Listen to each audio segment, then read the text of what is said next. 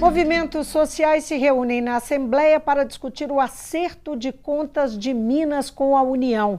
A proposta é renegociar a dívida do Estado, levando em consideração o ressarcimento que Minas teria direito por conta das perdas impostas pela Lei Candir. Eu converso com Jocely Andrioli, da Coordenação Nacional do MAB, o Movimento dos Atingidos por Barragens.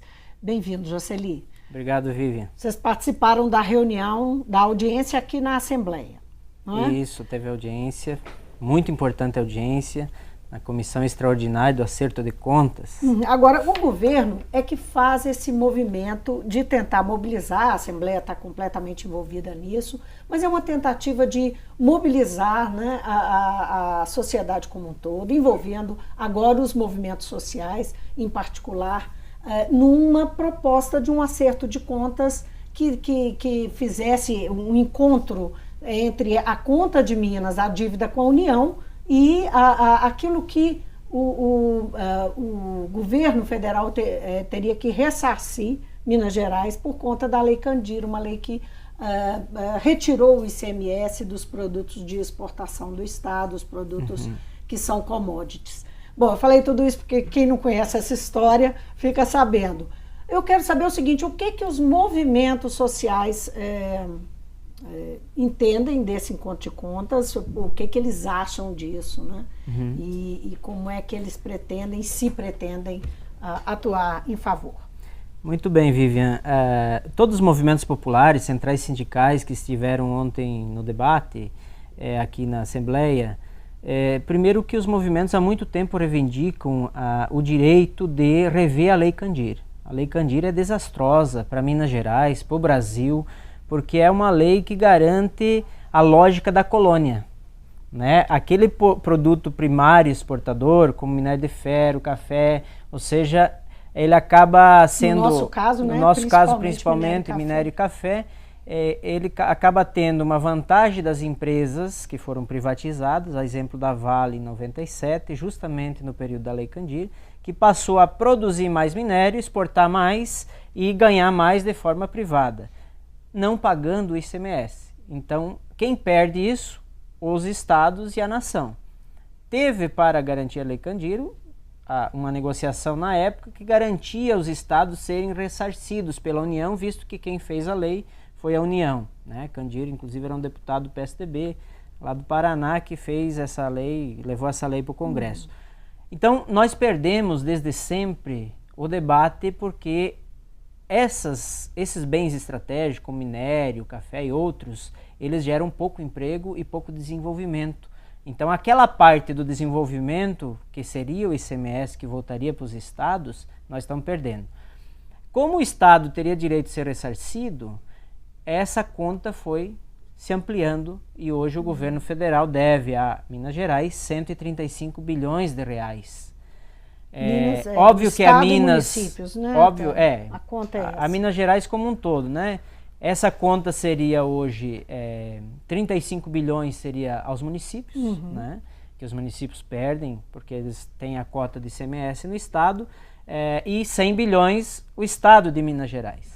Então a conta que está se tentando negociar é que esses 135 bilhões, como o estado de Minas Gerais deve para a União também 80 e poucos bilhões, então seria rebatido e o estado de Minas Gerais, estado e municípios, teriam direito a em torno de 48 bilhões, né, que é o valor que nós teria direito hoje em Minas Gerais. Desses 48 bilhões, 35 bilhões aos municípios e 14 bilhões ficariam com o Estado, né? Os movimentos defendem a ideia, né, e propuseram inclusive audiência pública, porque estamos fazendo um forte movimento, achamos que é uma proposta muito importante do governo de Minas, né, e casa muito bem com os interesses dos movimentos populares, do povo mineiro ter direito, né, visto que nós estamos num momento inclusive de crise, provocada pela lógica política nacional na economia brasileira,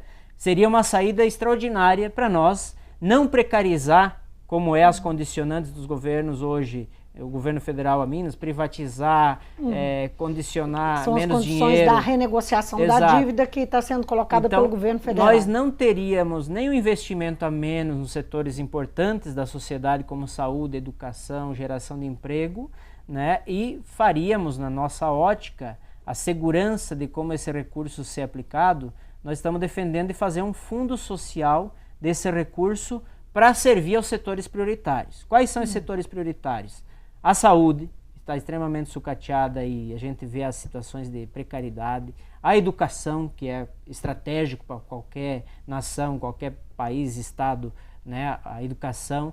A agricultura familiar, que seria o que mais dá resposta imediata em multiplicar empregos de curto prazo, né? A agricultura camponesa, né? Ou seja, investir naquelas áreas que de fato pode ter mais desenvolvimento e ao mesmo tempo atendendo a pauta social. Então deixa eu ver se eu entendi. Vocês estão apoiando essa proposta do acerto de contas com essa condição da criação de um fundo com esse destino, para que esse dinheiro, que seria o que o governo federal deve, menos o que Minas deve ao governo federal, que daria em torno de 48 bi, esse dinheiro fosse todo para esse fundo, com esse destino. Mas o cobertor é curto, né? Minas Gerais tem um punhado de, digamos, necessidades, né? Pois é, mas a gente avalia que as mais justas necessidades seriam esses setores, que são setores muito importantes da sociedade. Você beneficiaria toda a sociedade como um todo. Mas e o risco que nós compromisso primeiro com essas... Exato, e o risco que nós não queremos permitir é que esse recurso vá novamente servir a setores que não geram desenvolvimento, não geram emprego e apenas especulam, né? Que é o caso hoje, por exemplo, que é uma outra cobrança que a gente vai fazer ao próprio governo, para rever os incentivos e os benefícios fiscais, né, que o Estado acaba concedendo a grandes setores que pouco geram emprego e pouco geram desenvolvimento, como, por exemplo, os setores da mineração. Né? O setor da mineração, por exemplo, tem incentivo, né, que já não paga o ICMS para exportação. Tem incentivos em relação à tarifa de energia, por exemplo. A Samarco tem contrato de energia livre com a CEMIG, pagando infinitamente menos do que a população, né? Inclusive especulando com a energia. Né, para ter uma ideia, em 2014 ela apresentou nos relatórios um lucro de 400 milhões referente à venda de energia. Mas a Samarco não produz energia suficiente para o seu consumo. Como é que ela fez isso? Se utilizando da energia que ela tem contratada com a CEMIG a preço de custo do setor e vendendo essa energia no mercado de curto prazo, ganhando milhões nas costas da conta de luz da população. Então, essas empresas já têm benefícios do Estado, precisaria rever, inclusive. Né, do ponto de vista dos incentivos fiscais, né, o Sindifisco tem trazido o debate, inclusive, né, das benéficas que tem esse setor. Né, a JBS, o grupo do escândalo agora nacional. Né, só essa empresa, por exemplo, 170 empresas ligadas a ela, 107 empresas ligadas a elas, tem regimes especiais em pagamento de imposto. Né, ou seja, do grupo então JF, o nosso medo é o seguinte, esse recurso voltar para o Estado. Empresas ligadas ao grupo JBS. 107 empresas têm aqui em Minas Gerais regimes especiais de impostos, ou seja, paga menos impostos que devia conforme a legislação. O nosso medo é esse dinheiro voltar e servir novamente àqueles setores que geram pouco emprego e pouco desenvolvimento. Então é carimbar o dinheiro. Carimbar o dinheiro para ter a garantia social do dinheiro e a população vai fazer a sua parte. Os movimentos sociais vão fazer a nossa parte, as centrais sindicais, porque a gente vê da seguinte maneira: dificilmente nós vamos ter uma acerto de contas justa se não tiver a pressão popular, se não tiver a luta social de massa, se o povo não agarrar essa bandeira, né? E junto com isso, inclusive, rever outros riscos que Minas Gerais corre nesse momento, como, por exemplo, as hidrelétricas da CEMIG, que estão prestes a serem privatizadas, 4 importantes hidrelétricas do Estado. Essas hidrelétricas, eu sei que vocês têm aí uma proposta que seja também uma saída, uma outra saída, que entre aí nesse acerto de contas. Como é que a outorga da CEMIG, das hidrelétricas para a CEMIG, poderia entrar nesse acerto de contas? Como é que funcionaria isso? Isso é muito importante. A população... Seria, digamos, uma outra proposta dentro da mesma ideia do encontro de contas, do acerto de contas, uma outra proposta. Isso, nós estamos ainda fechando entre as organizações uma proposta em relação a isso, mas o que está acontecendo em relação às hidrelétricas? O Temer vai privatizar em setembro as 4 hidrelétricas da forma como a coisa está andando. Os movimentos... projeto que começou ainda no governo Dilma. A Dilma fez uma lei para renovar, antecipar a renovação das concessões, onde a CEMIG ficaria com as hidrelétricas, reduziria a tarifa de geração de energia, né, e ficaria por mais 30 anos com as hidrelétricas. A CEMIG se negou na época, avaliando que seria muito pouco a tarifa que ela receberia. A Dilma fez uma tarifa de R$ 33,00 o megawatt-hora. Né? Hoje as hidrelétricas estão apresentando uma conta, inclusive, que mesmo se ganhasse R$ 33,00 seria altamente lucrativo essas 4 hidrelétricas sob o controle da CEMIG.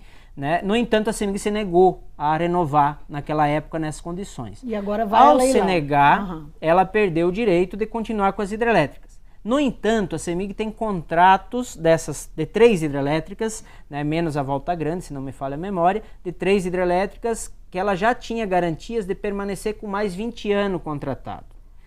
O que os movimentos estão defendendo? Primeiro, plano A, que as hidrelétricas continuam na mão do CEMIG, mas que o retorno da tarifa sirva à população. Plano B, imaginamos que não tem jeito, não vamos conseguir, porque tem uma ação judicial vendo isso. Dificilmente, na correlação de força judicial que está hoje, vai se ganhar essa ação. Então imagina que vá, de fato, a leilão as hidrelétricas. Qual é a nossa proposta? Que essas hidrelétricas entram na negociação da dívida que a União tem com Minas Gerais. Os 11 bilhões que o governo federal está pedindo pelas hidrelétricas, que vai ser o lance inicial provavelmente, e que os chineses já estão animadíssimos e de olho nessas hidrelétricas. Vai ser um grande negócio. Os 11 bilhões seriam trocados na dívida, né? O Estado de Minas Gerais não receberia esses 11 milhões, descontaria 11 bilhões do que o governo federal deve para Minas Gerais. E esses 11 bilhões está garantido já o retorno deles na tarifa. Isso dentro do espírito do acordo. Do acordo. Nossa proposta é que hoje, se os chineses ganhar, eles vão dar 11 bilhões. E esses 11 bilhões está garantido já na tarifa de energia, em 30 anos vai virar 40 bilhões de reais. Está embutido lá na tarifa que foi aprovada pela ANEEL. Hoje as regras da ANEEL estão estabelecendo um preço teto da tarifa de R$ 142,00 o mega, R$ 75,00 dos 142 é para reversão dos 11 bi com juros. Então é um investimento. Um risco é um investimento, exato. É risco zero. Está garantido o capital financeiro tirar nesse negócio das hidrelétricas mais de 50 bilhões de reais em 30 anos. Agora, qual é a possibilidade de pressão sobre o governo federal para ele ceder a essa negociação? Nós suspendendo o leilão e colocando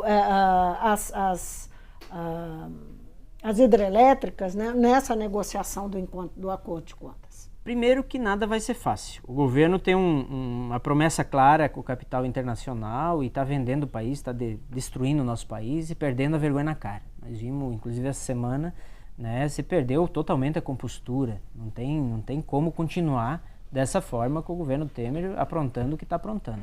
Então, qual é a aposta dos movimentos, das centrais sindicais, da Frente Brasil Popular? É um movimento de rua, né? É nós fazer um forte movimento popular de reascenso da luta de massa nesse momento do Brasil, ou o Brasil está perdido.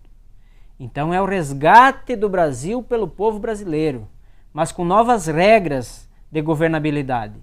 Não aquelas regras onde o capital, esse que ganha os benefícios do Estado, patrocine as eleições e depois mantém a lógica política sob o seu interesse.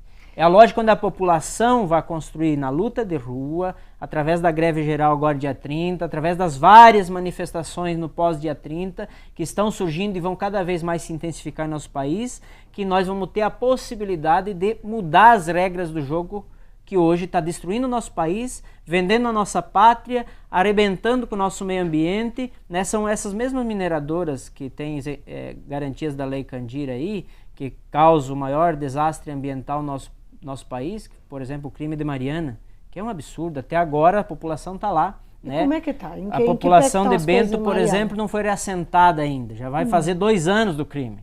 Né? Uma empresa tem bilhões, não ter capacidade em 2 anos de reassentar a população, no mínimo é má fé. 2, o próprio criminoso está dizendo como é que é as regras da vítima. Foi feito um acordo a nível de governos com as empresas, essas empresas que mandam nesses governos, onde prevê 20 bi em 15 anos para pagar a população e recuperar o meio ambiente. Isso é um absurdo. O maior crime ambiental, né, precificaram a 20 bilhões em 15 anos, né, beneficiando, e as próprias empresas criminosas têm o direito de fazer toda a gestão dos recursos, né, e dizer quem é o atingido, o que vai fazer com o atingido. Então é um absurdo, é violação de direitos humanos à luz do dia. Né? Hoje a população ainda não sabe quando vai ser reassentada, os pescadores não sabem o que vão fazer das suas vidas, porque há laudos e laudos que comprovam a contaminação dos rios e dos peixes, e inclusive na região litorânea, no mar também, numa faixa de mais de 200 quilômetros, onde a população está proibida de pescar. Né? Não isso tem mais indefinidamente. E não tem proposta nenhuma. Isso é indefinido, essa proibição? Essa proibição no mar, ela existe, mas mesmo... Inclusive a empresa está dizendo que não está proibido pescar no Rio Doce, mas não tem peixe, e o peixe que tem está contaminado. E aí o pescador, mesmo pescando, ninguém vai querer consumir um peixe contaminado, que vai trazer risco à saúde. Para o enfrentamento dessa... Então, inclusive, a dessas proposta... decisões que foram tomadas até agora. É rever essas decisões. Tem uma ação civil pública do Ministério Público Federal, está sendo negociada, inclusive, nesse momento. Uma negociação bastante dura, porque a Vale... ela tem muitos interesses, inclusive no judiciário, né? E a gente suspeita que a 12ª Vara, inclusive, tenha muita influência da Vale, e isso nós estamos vendo agora numa negociação de um termo de ajuste preliminar, de acordo preliminar, para resolver essa questão da ação civil pública do Ministério Público Federal em relação ao crime, onde novamente a população está sendo pouco ouvida, novamente está ficando para trás. 12ª Vara. Na 12ª Vara Federal do Juiz Civil aqui em Belo Horizonte. É o responsável para onde está alocada a ação civil pública do Ministério Público Federal, que revoga o acordo dos 20 bilhões lá dos governos e cria a possibilidade de um novo acordo. Isso está sendo negociado nesse momento. E nós estamos acompanhando essa negociação, né, de fora. Essa negociação está sendo bastante truncada, porque a gente vê o quanto de poder que essas empresas têm, inclusive sobre o judiciário. E aqui nessa casa, para ter uma ideia, tem um projeto de lei que garantiria direito dos atingidos em Minas Gerais, que está parado já há 1 ano e pouco, que foi março do ano passado, que o governador entrou com um projeto de lei na casa. Esse projeto de lei está parado na Comissão de Constituição e Justiça pelos interesses das mineradoras, que não permite que esse projeto de lei seja discutido sequer aqui na Assembleia. Né? Então, tem a promessa que essa semana entraria em pauta, nós estamos vendo que novamente não vai entrar em pauta, né? Depois de 1 ano e pouco do maior crime social e ambiental aqui no nosso estado, os atingidos continuam sem direito. E as leis, inclusive, que poderiam ajudar, né, ao Estado rever a forma como atua com essa população, está sendo engavetado aqui na Assembleia pelos interesses das mineradoras sobre os deputados aqui dessa casa, o qual nós iremos denunciar um por um daqui para frente. Né? Todo o que pedir retirada de pauta, como foi na comissão passada, né, foi retirado de pauta de discussão o projeto de lei. Nós vamos fazer um forte movimento agora e está denunciando todos aqueles deputados que impedir os atingidos ter o mínimo de justiça no estado de Minas Gerais. Esse projeto podia ajudar muito os atingidos de toda a bacia do Rio Doce desse crime que teve em Mariana. Agora você está falando de mobilização, da possibilidade de pressão ampliando aí para o que a gente estava falando, você mencionou a greve geral. A população está disposta a ir à rua? Os movimentos estão organizados para isso? Nós tivemos uma mobilização recente, uma greve geral em abril, né? Um dia 28. De greve geral, no dia 28 de abril, quer dizer, vai fazer 1 mês, né?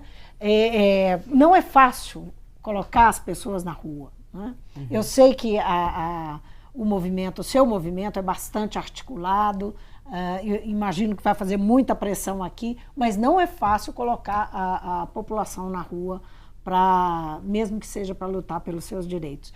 Como é que está a organização dessa greve, a sua expectativa, como é que ela deve acontecer? Muito Dia bem. 30, né? Sexta-feira. Essa greve está sendo bastante discutida em todo o país, né? Eu faço parte da Frente Brasil Popular, onde o MAB faz parte. Estou me corrigindo aqui, desculpa, onde que o MAB, na verdade tem 2 meses o MAB faz parte da Frente Brasil Popular, mas também a Frente Povo Sem Medo, que é uma outra frente que também está articulando a greve geral. As centrais sindicais têm se reunido constantemente.